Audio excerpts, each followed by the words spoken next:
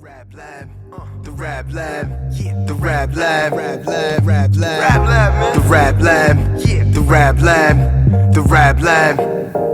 Let's go. The Rap Lab, the Rap Lab, the Rap Lab. Come see what we cooking up at. The Rap Lab, yeah, the Rap Lab, the Rap Lab. Ball for ball, we hooking up with TOQG, Rev Barber MC, ALFRE to the D on that MIC, A to Z. We be the flyers. Hip hop sound broke down to a science is the Rap Lab, the Rap Lab, the Rap Lab. Come see what we cooking up at. The Rap Lab, the Rap Lab, the Rap Lab, the Rap Lab.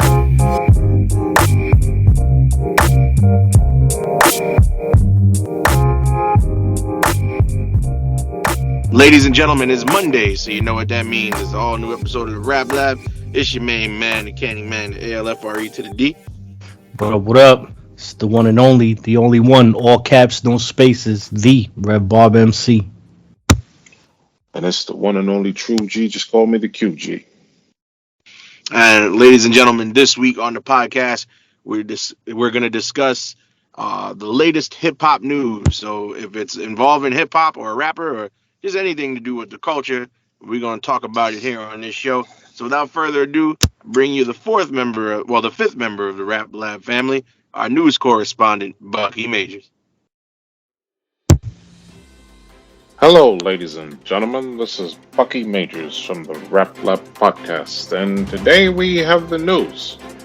Apparently, Rick Ross has an issue with his employees at Wingstop. If you remember, he said, "Came from the hood, ain't nothing changed. Still lemon and pepper on my mother effing wings." But you should pay your employees if all you have is lemon and pepper. J. Cole is on the cover of NBA 2K. If you remember what he said on a song called Heartache, he said, "LeBron James of the game, I could do anything that you name." Nice work, young man. And you have Kanye West. No one man should have all that power. Still check the hours. However that goes. I don't even know nowadays because that man is just out of here. Somebody defaced the Biggie mural. Do you think they snaked me because they hate me, or they got their PhD, player hating degree? Who knows? Fat Joe is in the news over his comment about Latinos. I only have two words to say to that. Boricua, Morena. And now we go to the correspondents of the Rap Lab, the Candyman and the QG and the Rev Barber MC. Back to you, gentlemen. Well, thank you, Bucky. And as Bucky first stated, Rick Ross is in the news, not for a song that he made or an album he's working on or a verse he dropped. But ladies and gentlemen, Rick Ross has been investigated and fined by the Department of Labor over his Wingstop chicken wing franchise. By the way, I love Wingstop, by the way. But he's been shortchanging his employees. Apparently, people have been editing timesheets after the employees have punched in and out, shorting their wages. Rev, give us your opinion on this development, please. Yeah, Wingstop is pretty cool. I actually have one right by the barbershop, and once in a while I go there. It is pretty expensive. What I do have to say is that he seems like he is taking responsibility for it. And as a business owner, I could definitely relate to mistakes being made. On a bigger scale, I honestly can't imagine running a fast food chain. So things can definitely be miscommunicated or not carried out properly. But as long as he's taking the measures to correct those mistakes, and I'll give him the benefit of the doubt, unless it becomes like a reputation that he's doing this. But it sucks that in Mississippi that they had illegally had workers pay for their uniforms and safety training, background checks, and shortage at the cash registers. That's not fair at all. I've never heard of nothing like that. But like I said, Wingstop is a pretty good franchise, definitely with good food. I do hope they get it together and something like this doesn't happen again. But I could give Ross props for taking accountability for it. All right, Q, what you think? The first time I ever had Wingstop, I was with you, man. We actually I went remember. there. Yeah, that was the very, very first time I had it. And it was pretty good, So it was kind of shocking to hear about this situation. We actually have a soundbite from Rose, and this is what he had to say. When you're running a business, there will be mistakes. But as the biggest boss, you never make the same mistakes twice. Taking accountability is big when you're the biggest. Don't take stumblings as a setback. Most successful people, they use it as a stepping stone to greater things. Based on what I read, they've been ordered to pay over $100,000 in fines by the U.S. Department of Labor for illegal breaches. The company illegally mandated workers to pay for their uniforms and any cash register shortages, which dipped into their minimum wages. And apparently, the limit is $7.25. And the investigation also showed that 15-year-old employees was allowed to work past 10 p.m. on multiple occasions. That's a violation, guys, based on FLSA work standards. So at the end, the total $51,674 in back wages and liquidated damages for 244 workers, with another 62,753 in civil money penalties. Because, like Rev was saying earlier, when you have a business, Wingstop is owned by Boss Wing Enterprises. It's an LLC. So I'm for workers who work hard to get equal pay, man. And it's like, what are you doing, Ross? And he's not the sole proprietor of the Wingstop locations. He's just part of it. There's other people involved, but he runs the business with his sister. His sister, her name is Tawana Roberts. That's his older sister. So they got to get it together from what I'm seeing before this thing blows up even further. Well, my thing is this, and Rev, I know Rev had just given Ross some credit for taking the accountability, but my thing is, how many times did this happen? How many times did the timesheets get changed? How many times did the employees have to pay for their uniforms, and how many times did they have to pay for the cash register shortages? Because it seems to me, if he got fined $100,000 plus, that means that this was going on quite frequently, I would assume. Hmm. So, I mean, and I'm not gonna sit here and lie. I like Wingstop's food. By the way, their garlic parmesan wings and the Cajun fries is all on point. However, and I like Ross as a rapper. I enjoy his music. However, this is just unacceptable, because now the question is, yeah, you took responsibility for it, but I think he only made that statement because obviously because he got caught. He's not sorry, because I don't think he's sorry because he's genuinely sorry. He, as the CEO of the company, had to say something.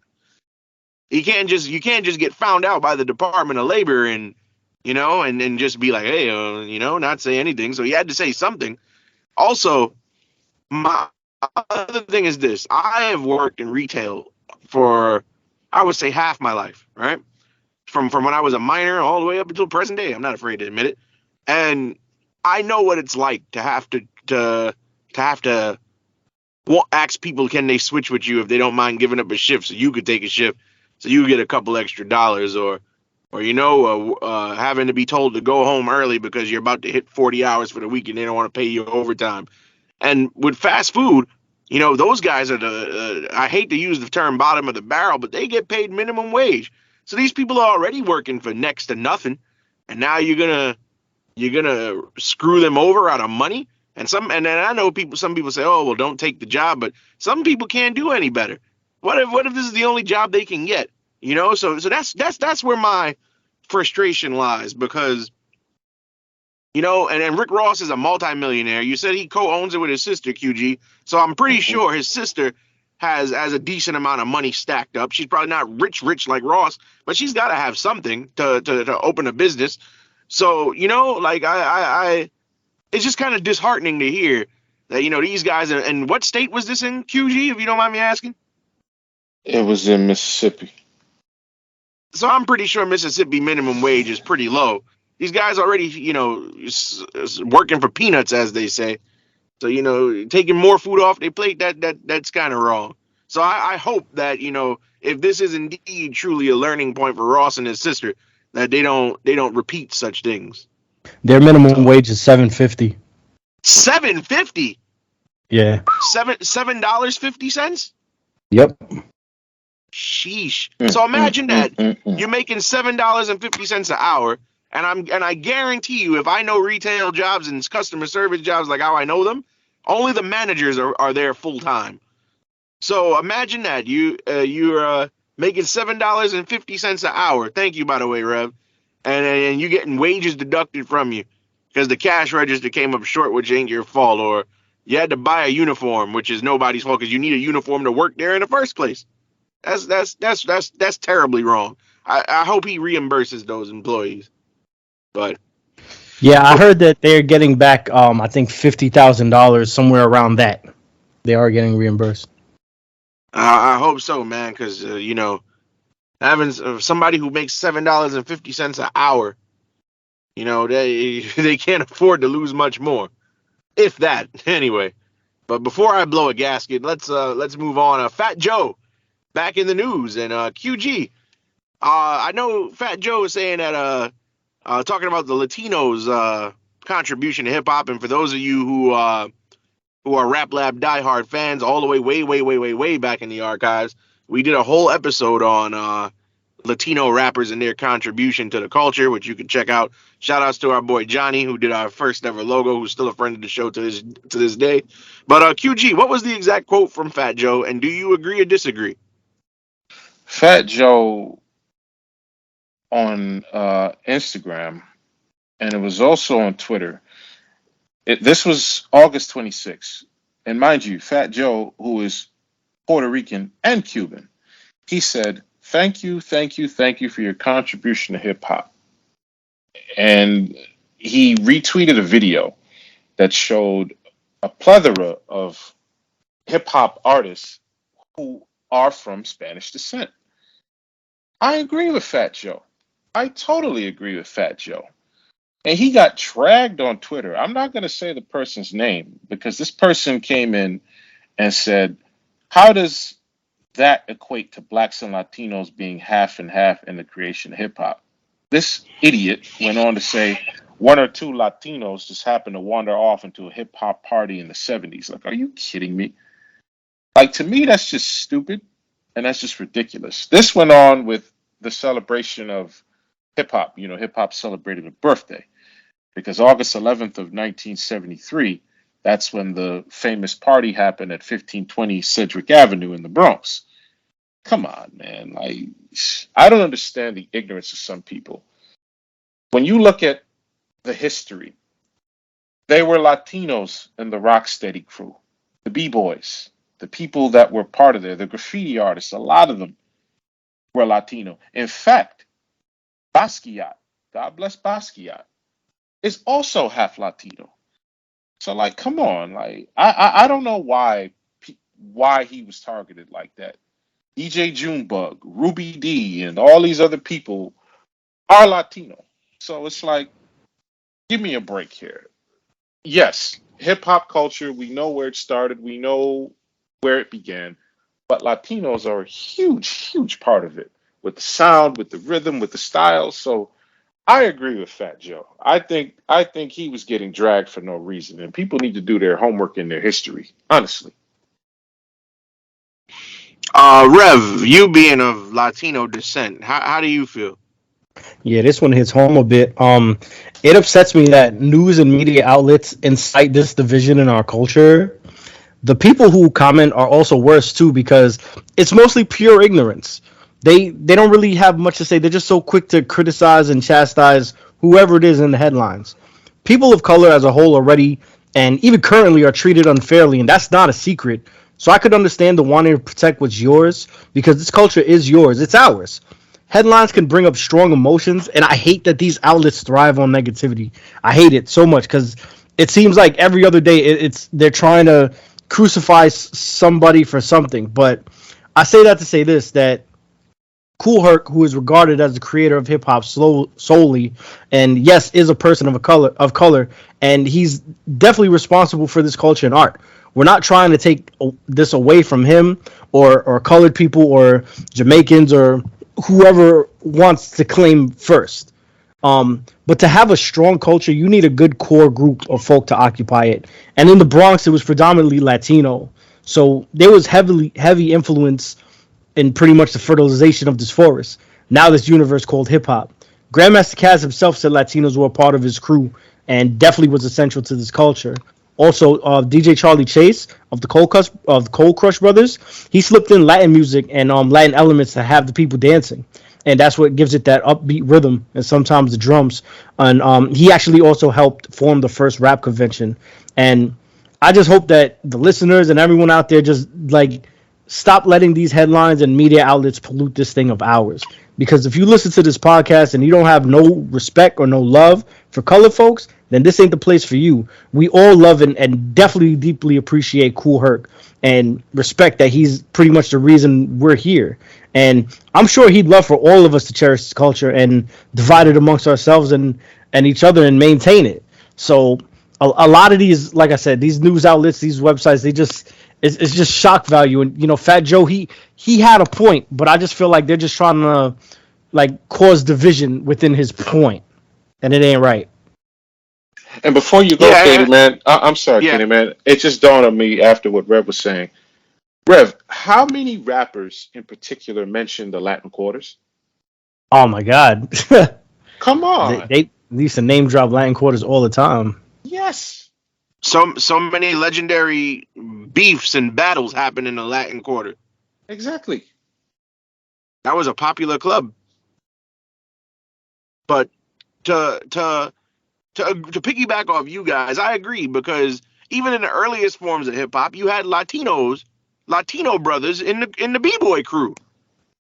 Like if you watch old hip hop movies that documented the time period, like Beat Street and Crush Groove, there were Latinos in the movie. Look at all the contributions throughout the history of the culture that have contributed. We had Big Pun.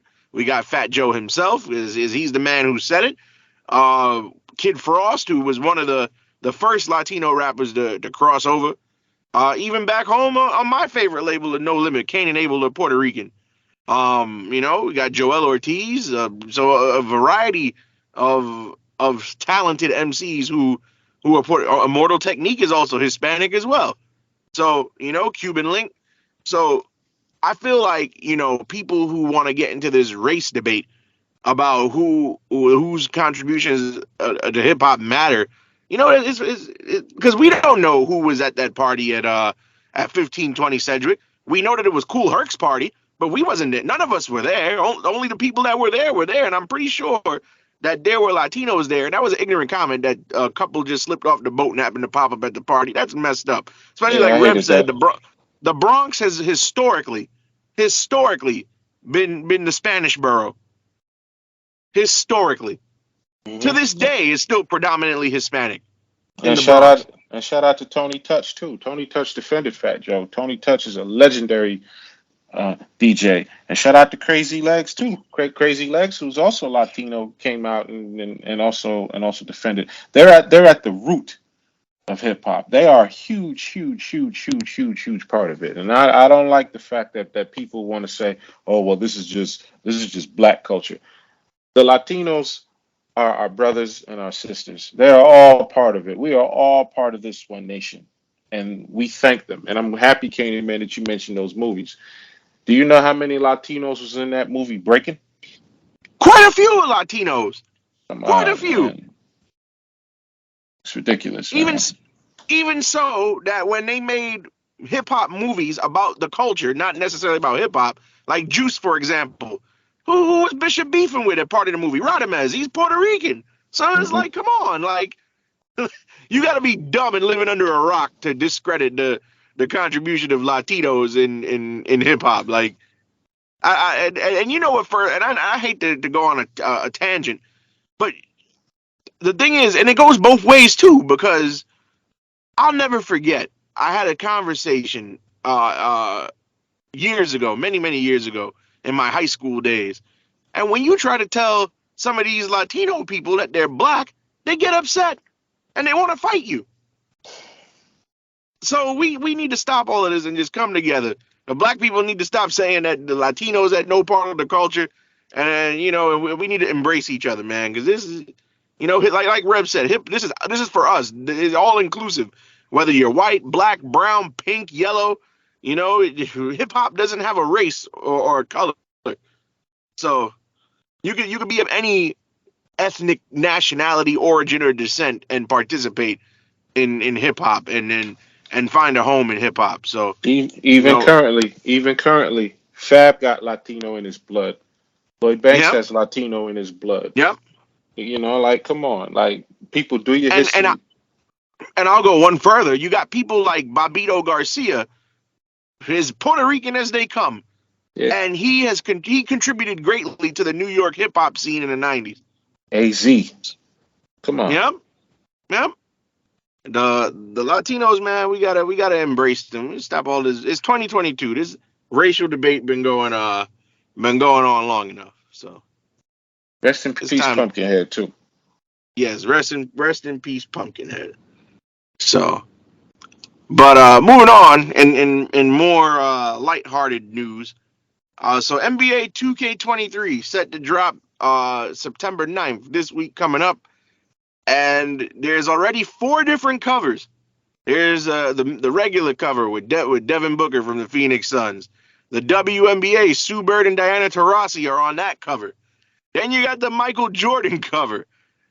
And then you got the Jordan Legend Edition with a picture of his jersey on the cover. And now a 5th cover. J. Cole, of all people, on the cover of NBA 2K23. They're calling this one the Dreamville Edition. Of course, J. Cole, we've covered it on the show before. That man has played professional basketball in a couple of minor leagues across the world. And now he's on the cover of NBA 2K23. Rev, give us your heart. No. You're not gonna do that. Rev, you're gonna go. But eat your heart out, Candy Man. Eat your heart out, Candy Man. Because eat my heart out about what? You've insulted this man about his basketball skills and everything like that. And the man is on the cover, so eat your damn heart out. But he played 4 games and only scored 3 points. Not 3 points per game. 3 points in 4 games. J. Cole. Congratulations, J. Cole, because your guy, and I love Master P, true and true, Taurus gang, but he ain't on no cover. So give that man his props and stop hating. They wasn't putting professional entertainers and non-NBA people on the cover of video games when he was in the league. He's on there now. So stop hating on him. That was over 20 years ago. Stop hating on him. The man did it. And I wasn't hating. Out. Yes, you were hating. Yes, you were. You were. The man is on the cover. Rev, I just stated the facts. All I said was the man should stop playing basketball because he is not good at basketball. Well, guess what? Apparently he is. In 2KC something. Rev, you're gonna go, but I don't want this guy. I don't want this guy to fool the listeners and make it seem like he wasn't hating on this man. I mean, he was ragging on him from previous episodes. So now the joke's on you, Jack. He's on the cover. Well, first off, I don't know who Jack is. Second off, Jack. Second off, Jack ASS. You. Listen. Secondly, and Rev, I'm sorry to cut you off. We'll get to you in a second. But secondly, listen, you said 2K see something in them. Yeah, they see dollar signs because they're trying to appeal to the hip hop community because they know that 2K and hip hop go hand in hand. Right, that's why they put him on the cover. They could have put anybody on there. They're trying to get sales. They could have put anybody on there. They could have put any rapper on there. They put J. Cole on there.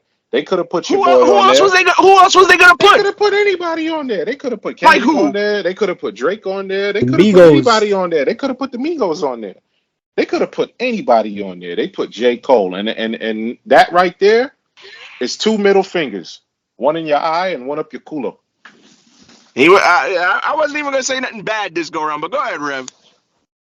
All right, so I'm happy for J. Cole because when I was young, I never imagined any of my favorite hip hop artists, let alone be in the game, but on the cover of one of my favorite series. And it has been going on for a while, but like I really can appreciate and I love the inclusion of our artists because as I mentioned, there was no guys that we looked up to in any of the video games that we would play. I think Snoop Dogg was one of the first, and he was in True Crime in the early 2000s. But Correct. NBA 2K has had a plethora of MCs, and they do really good with their series. But yeah, to grace the cover is a very high honor. It shows what people really think of J. Cole and how much of an impact his music has made. So salute to J. Cole, man, and I hope more artists get to have like covers and stuff. Maybe Kendrick one day. Damn right. Absolutely. Well, And they, hold on. yep. Go ahead. Go ahead. No, I'm saying that they released a statement, and it also introduces the musical talent.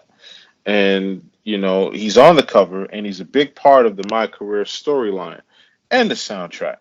And it brings the Dreamer brand into the NBA 2K division because it also has the Dreamville artists like Bass and Elite who will help players befriend J. Cole and capture the hearts and minds of the city. J. Cole, he's actually in the game, his voice, everything. So this would be very, very good to see something like that. I can't wait to play that, man.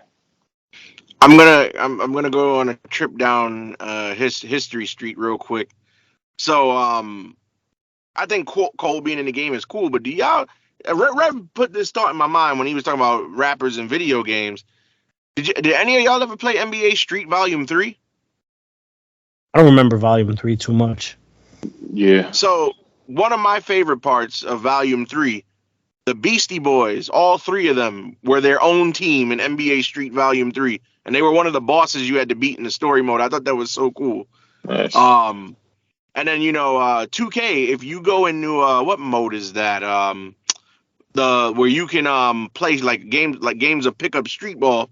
Throughout the years they've had rappers in there. I mean, Questlove was in there one year. They had Wale in the game one year.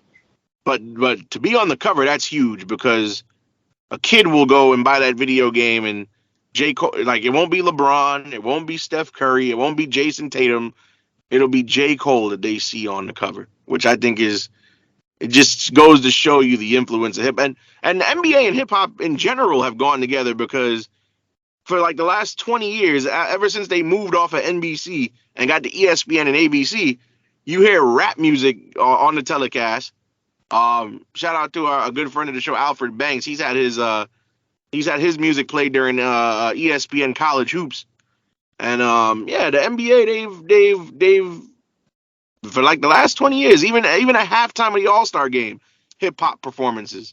So the hip hop and the NBA they go hand in hand, and the culture goes hand in hand. And despite whatever y'all may think I feel about J. Cole, I'm glad to see the brother on the cover. You said it. You Will that said be it. the cover? Will that be the cover that I'm gonna buy? No, because Of course not. Of course not. Because you're a no, hater. I have my reasons. Yeah. Being a Laker fan, and a lot of those games are out of market.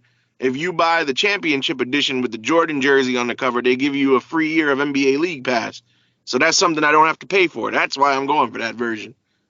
So, no, serious. Yeah, well, listen, I like that and I believe you, but don't get up here and think and pretend that you're gonna get away when you know what you said. So we had to point that out, bro. I'm not gonna be biased. If they had ever put the Colonel on the cover, that's a must buy. I don't know about that. Might be a collector's item at some point. And in addition to on the soundtrack, you also have Megan Thee Stallion, you got Drake, Polo G, and 21 Savage on there as well. So this 2K23 is going to be something special. No, and I believe it. And 2K has always historically had good soundtracks. So a lot of old hits, a lot of undiscovered music that I've continued to bump to this day. So shout outs to 2K for doing the damn thing and putting J. Cole on there. But back to some serious news, and this gets me upset. And now, despite what I may have said about Biggie and my opinions on him, there is a Biggie mural in Bedford-Stuyvesant in Brooklyn, and somebody defaced it and had the audacity to write East Side on the mural. Rev, we'll start with you. What is your opinion on the Biggie mural being defaced with paint and spray paint. It's super disrespectful, and people as a whole love to complain. So when we finally get something that we want and represents us, why don't we know how to preserve it? I feel like our people should take it in our own hands, safely, of course, and show people who have bad intention of murals, statues, or anything that represents our unity and culture that we aren't going to take that shit. Because obviously, the police or anybody is not doing anything to preserve these murals. And I understand, what happened with like Prodigy's mural, like was more of a neighborhood thing, But Biggie didn't have those problems that Prodigy had. He's a little more of a worldly artist, a little more celebrated. So I don't think why whoever defaced that mural thought it was okay to do that to one of the legends, the icons of hip hop. And I'm not gonna say how to do it or incite anything, but figure it out and put your foot down if you see anything going on any of our murals or any of our heroes or representation of us. Say something. Don't just stand there and let this happen. Or there's cameras everywhere. I'm surprised they only got footage of whoever did this. Even my shop got cameras. I could see whoever's coming on my shit and tagging up or whatever. So I don't understand why these things are not more protected by the state too. Q, your opinion? This got me very, very upset because whoever this person is, they put East Coast on there. They threw dark colored paint on the mural. And the mural is in Clinton Hill, where Biggie grew up. I want to shout out Vincent Valentine because he's the artist who created it back in 2019. It took him 2 days to do this mural. And he made a statement. He said, I think the neighborhood really saw it as he was one of ours. And he made it out and he made something of himself. That's the story. Big is rags to riches. And when people passed by it and they saw that what happened to it, they were genuinely upset, and they should be. Another person by the name of Kim Damus, she said it was disrespect. Why would they do that? People knew Big. People grew up with Big, and when you go by it, you're like, man, that's our boy. That's our guy. And shout out to Big. Rest in peace, Biggie. For those that don't know about it, Big was murdered in 1997 in Los Angeles. He grew up in St. James Place. Do or die, Bed-Stuy. This is his stomping ground. This is his home. This is royalty here. People come through, take pictures. They go on tours. They go past the neighborhood. And it just hurt. It just broke my heart that somebody would do something like that. He's part of the fabric of Brooklyn. He is Brooklyn. This is New York we're talking about here. And they said that the NYPD is investigating. And like Rev was saying, I hope that they do find something because there's cameras everywhere. You know what I mean? Like, get it together. Shout out to Vince Valentine. He says he plans to fix the mural. My opinion, I don't think this is somebody from the neighborhood. And I'll tell you the both of you why. Do you remember a couple of months ago when they released the Biggie Metro card, limited edition? Mm-hmm. So they released it in only 4 subway stations. All 4 of them being in Bed-Stuy, right? Now, why am I bringing this up, do you ask? Because like you said, QG, this is his stomping ground. People love Biggie. I'm pretty sure if I went and spewed my Tupac rhetoric in Bed-Stuy, I'd get stabbed, shot, or a combination of both. So what I'm trying to say is the people there who love Biggie would not deface that mural. It either had to be somebody who's not from the neighborhood or somebody who doesn't like hip hop culture. I don't think it's anybody who lives in the neighborhood, or if they do live in the neighborhood, they're not originally from that neighborhood. They're probably not even from New York as a whole, because the way that New York goes hard to defend Biggie and bump Biggie even to this day, I don't think anybody from New York would deface that mural. And what's more confusing, why would you write East Coast? You're in the East Coast. Biggie Right. was the embodiment of the East Coast for a couple of years. So I don't understand what spray painting East Coast does for anybody in this situation. So I don't think it's anybody from the neighborhood. However, I do think that if they ever find, like, if the streets find who defaced that mural, that person should be dealt with by the streets accordingly, because that for lack of a better term, that's fucked up. The day that they defaced the Biggie mural, and say what you want, regardless how you feel about the man, whether you liked his music, whether you didn't, or in my case, whether you think he's good, but you just you think people give him too much credit, like whatever your opinion is, you don't go and deface a mural. And it's disheartening because the Big Pun mural in the Bronx, nobody messes with. You got murals of Pop Smoke in Canarsie, nobody messes with it. But yet Biggie, who's bigger, and I'm not trying to diminish Pop, I'm not trying to diminish Pun. I'm just saying for an example. But for Biggie, who arguably is bigger than Pun, and you can't compare Pop Smoke to Biggie at all. For them to mess up his mural when the others don't get touched, that doesn't sit right with me. And again, no, this is no shade to Pun or Pop Smoke or anybody like that. But you can't go and deface that mural. Whoever did that is cold on the inside. And then you do realize, because I saw a picture of it, you had to have had a ladder or some type of you had to have some type of thing to boost you up, because where Biggie's face is in that mural is not on the ground. That's not ground level. Right. Right. So You're totally right. I'm thinking, because so that means that this took effort to deface that mural. You had to have a ladder or some apparatus to get up there, because just standing on your feet on the ground is not going to get you that high. So I don't know, or maybe I don't know if they filled a balloon with paint and threw it or what have you, but whoever defaced that mural is a son of a bitch, and it took effort to deal with that, to deface that mural. So I'm disgusted. Last thing we're gonna talk about, DJ Khaled's new album just dropped. Shout out to DJ Khaled, as he would say, and another one.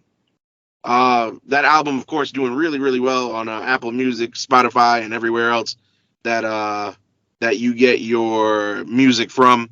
But a lot of people are talking about that album, which is called God Did, that again recently just dropped. But a lot of people are talking about that album for a Jay-Z verse. A lot of people saying that this Jay-Z verse is the best Jay-Z verse they've heard in a very long time. Q, you're the one who brought the Jay-Z verse to my attention offline, so we'll start with you. What do you make of this Jay-Z verse?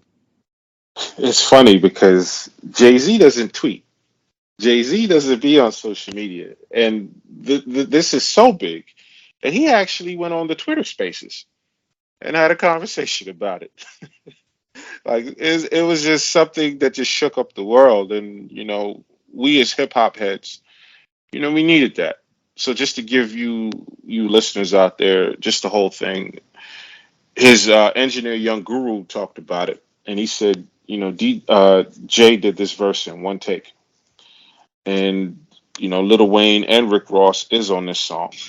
And there are a lot of people on this album.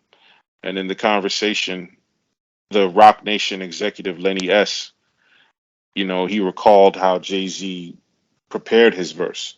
And he was like, Jay lit a cigar, cracked open a bottle. He was listening to the beat. And he had a 1 hour open window, which involved also a helicopter transport. You know how busy Jay is. So Jay said it himself. He was like, while he was waiting for the beat to be sent, he was just listening to the loop over and over and over. And Jay's technique, he'll start mumbling to himself and he'll just start rapping to himself. So he heard it and he was just already coming up with the rhymes.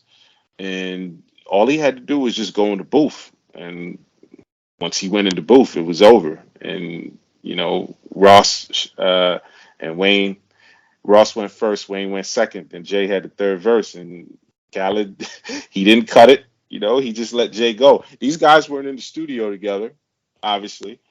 So just imagine if they were, how crazy it would have been. And Jay, he touched on a lot of topics. He spoke about politics. He spoke about business. Some people say he even threw a shot at 50. that whole thing about being international. 50 went on record in an interview and said he's a bigger international artist than Jay-Z.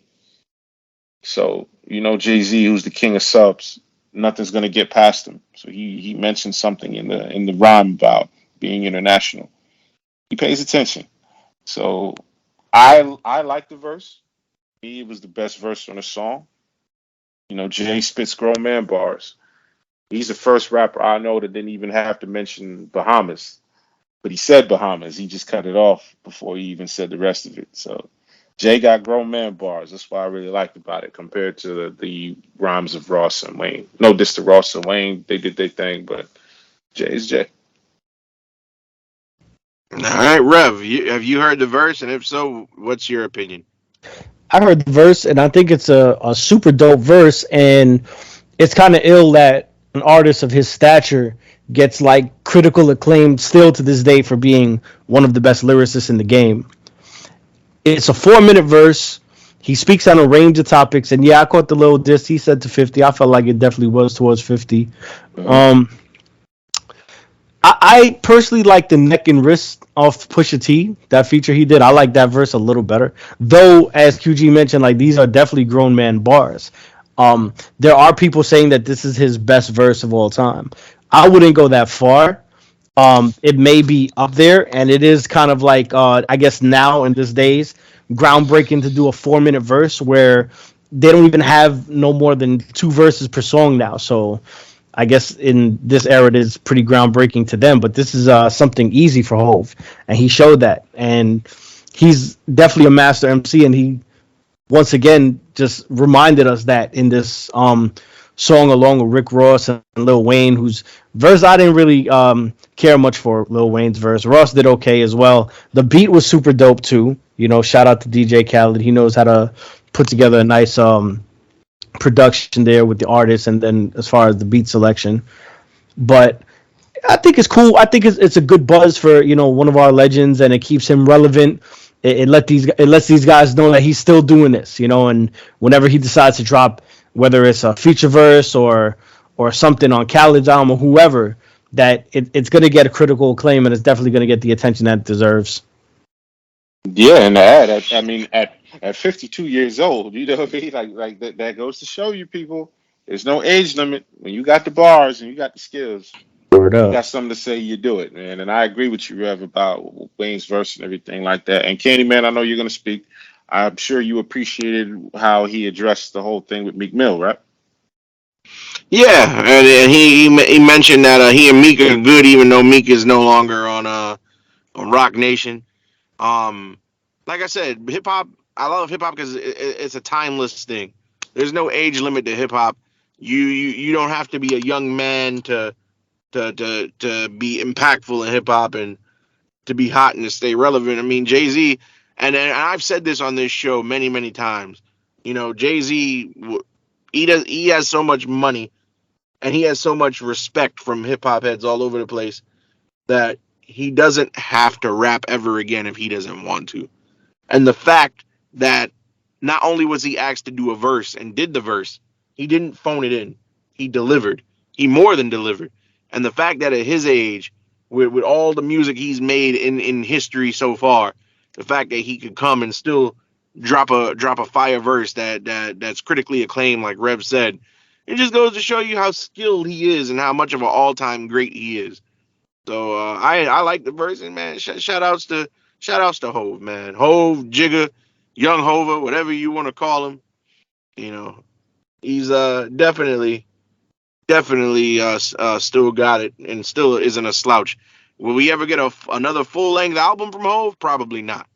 But at this point, I'm good with the occasional feature if he keeps them coming like this. So, all right. Without further ado, we have reached the end of the news. However, we'll each take 60 seconds to talk about something that may or may not be related to hip hop that's on our minds. Rev, your 60 seconds. We'll start with you. No doubt. I just want to give a big shout out to everybody overseas. We appreciate y'all listening to the Rap Lab. Sometimes I check the numbers out and I notice that Croatia been checking for us, man, and that's a huge deal to me because I've never really imagined, anything I've done to go overseas the way it has. So I just want to tell everyone overseas that we appreciate you guys listening. There's a lot of love. Please write emails. We'll do our best to read the overseas emails on the show. Just definitely translate it as best as y'all can. And yeah, we appreciate the love, man. Absolutely. Well said. Shout outs to everybody. Not just in Croatia, but I've seen Yugoslavia on there, whole bunch of other countries, Romania. So shout outs to y'all. Q, what about you? This 60-second sound is dedicated to Fred Braithwaite, born August 31st, 1959, but you all know him as Fab Five Freddy. Born in Do or Die, Bed-Stuy, Brooklyn. In the 70s, he was a graffiti artist painting subway cars, and he was the bridge with graffiti and the new coming wave of breakdance and hip hop. He made a cameo appearance for the song Rapture by the artist Blondie, which is the first rap video ever shown on MTV in 1981. Fred, who also is a filmmaker, and he's one of the creators of the classic creative film Wild Style, which is a pivotal piece of hip hop culture. And obviously, most of us know from the 1987 groundbreaking hip hop show, Yo MTV Raps, he was the VJ. He did videos and he also did segments and he did interviews. He was also an associate producer of the film New Jack City. And he also directed Nas' One Love. Today, Fab, he produces, directs, and presents countless art exhibits all over the world. So he celebrated a birthday. We at the Rap Lab, we salute a true pioneer and a founding father, Mr. Fab Five Freddy. Uh-huh. And for my 60 seconds, I just want to address the Kanye West fiasco, the latest thing in Kanye. I don't even know what to call it anymore. Life saga. But, he went on Instagram yesterday and aired out his family, talked about his ex-wife, Kim Kardashian West, poked fun at Pete Davidson for getting the names of Kanye's kids tatted on him, which I don't even know why he would do that. But, and then, Kanye went on to talk about how he's a porn addict. And at some point, somebody's got to step in. And I know we did a whole episode on Kanye, and we reviewed the Genius documentary earlier this year, but somebody's got to get involved now because this is going too far. I understand everybody goes through things. People got to vent. Even I'm not. Even I'm guilty of putting a rant or a venting feeling on Facebook or Instagram every once in a while. But man, somebody's got to stop. Somebody's got to stop Kanye before he says the wrong thing and causes damage that cannot be repaired. I mean, he's already caused some damage that can't be repaired, but it's only getting worse and worse and weirder. And I don't know if anybody from his circle has tried to get him help or, but somebody needs to really sit him down or bring him to some type of facility or institution because this is just getting out of hand now. Normally I get entertained by such antics, but I can't laugh at this. This airing out your family repeatedly. Not good. No bueno. But that's my 60 seconds. QG, you want to tell the people what's on tap for next week? Next week is going to be very, very interesting. We are actually going to dissect the top 50 whack rappers list. And I find it funny and ironic because a lot of Candyman's favorites are on this list. I can't wait to hear what he has to say about it, especially who's been dubbed number one. I know Rev Barber on MC multiple lists. Yeah. Rev Barber MC mentioned about it. We've cracked jokes about it, but in seriousness, one of Rev and myself's personal favorites is on that list. We have an issue with that, so we're gonna really talk about that. Yes, sir. Yes. So if y'all got questions about the list, raplabpod@gmail.com or hit us on the Instagram or the Twitter raplabpod, and we'll see y'all next week so we can talk about this blasphemous number one on this list and the entire list itself. So we'll see y'all. Peace. Peace. You're now tuned into the Rap Lab podcast. Yeah, the Rap Lab, the Rap Lab, yeah, the Rap Lab, Rap Lab, Rap Lab, Rap Lab, man. The Rap Lab, yeah, the Rap Lab, the Rap Lab.